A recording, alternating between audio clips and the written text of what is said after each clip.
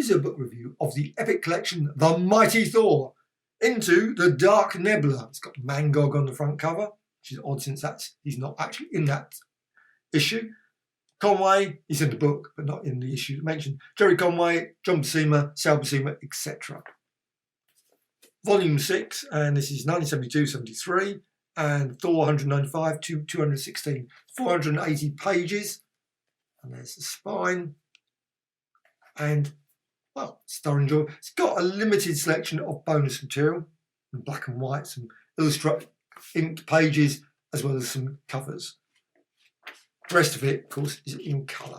So you've got lots and lots of great Thor action. I'm just going to quickly run through this book.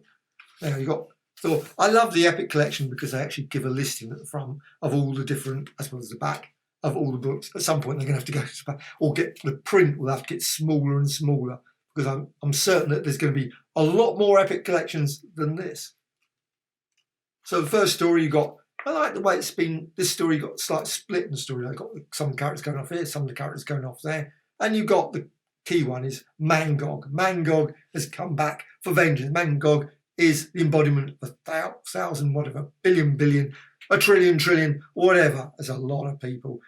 It's the emotions this time, it's not the actual people. So it's slightly different. However, there's some of the story that goes off and different storyline. And some of the other characters go off and another storyline. So there's a lot of different storylines, which all eventually come through to finale. However, what we got Kartag and we got Satrina in the first story. I must admit, I was looking and think Satana, or maybe they all look very. Some of these characters actually, this woman looks very much like a character from Doctor Strange. There was definitely a character. However, that's not. It's a good story on this alien world where they obviously got in the grip of Kartag. However, weirdly, the next story must have been very slightly confusing when this came out. You got Kartag, and then you got Mighty Thor 197, Mangog Unleashed, because that was trouble. There's lots of different storylines. So you got Kartag, but they get what they want, obviously, because there would be no story if they didn't. But then they've got to face Mangog, and Mangog is basically unstoppable. Even Odin really has struggled with old Mangog. Well, once that's done, you've got the great story here with Pluto and Hela as well. So it's quite an unusual one because you've got a story where obviously Hela's Asgard, obviously, and you've got Pluto more with Hercules and Olympus. Also, you've got another storyline. There's lots of storylines going off on different directions. You've got Ego Prime, and you've got Sif, Tana Nile, etc. That's quite a really good storyline there. Pluto's still going on against Thor, etc. Loki's involved in the storyline as well, of course. Very rarely can you have an Asgard story, and this book is really Asgard characters. Not really Asgard particularly, some of it's in Asgard, but a lot of it is off Asgard. But you've got a lot of Asgard characters. Got great scenes in the Avengers Mansion where they're staying. You've got a lovely scene between Iron Man as well that turns up, and you've got all these various. But Ego Prime, so Ego Prime storyline, and just really, really good story there. Even though the end's a bit, it's a bit similar to another story that I've seen. However, I'm not going to say what the story ends. Of course, Odin is in a rage as ever. Does that guy ever? Why can't he just be happy with his son? He's always you just say one word and he's like fury.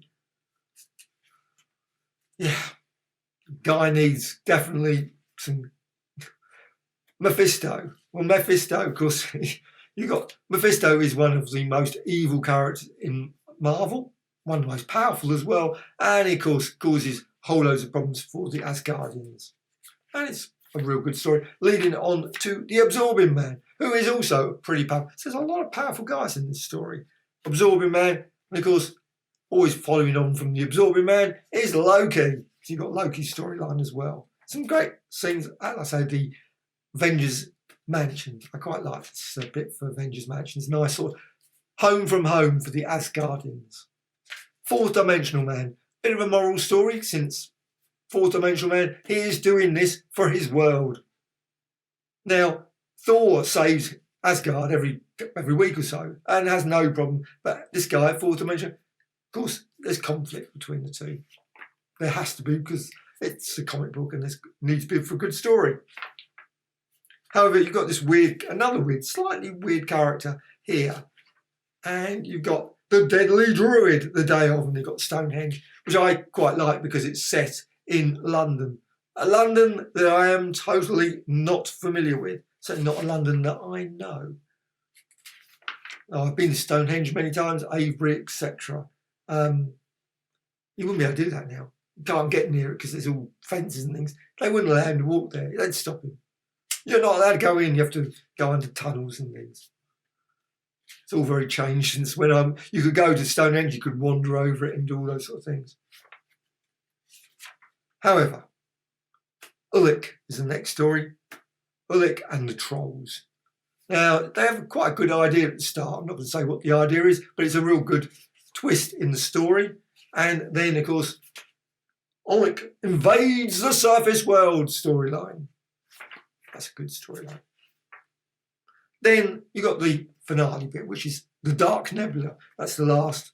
That's quite a bit, and an interesting end, if not somewhat slightly confusing end to this space adventure. And it is a space adventure. It's a science fiction. They're on a ship, basically a ship. Of course, it's a mystic ship, and they've got Odin and everyone all sort of standing there, going flying through. But it's a real good yarn with. Don't want to say anything about the story. Very thoroughly enjoyable, the whole collection. I absolutely love this. Very, very good collection of Thor stories. Thoroughly enjoying all the Thor stories, actually. I never thought I really would. One time I was sort of with Thor stories, but I must admit, come back to them. And I'd say this is an actually very enjoyable read. Thoroughly enjoyable. So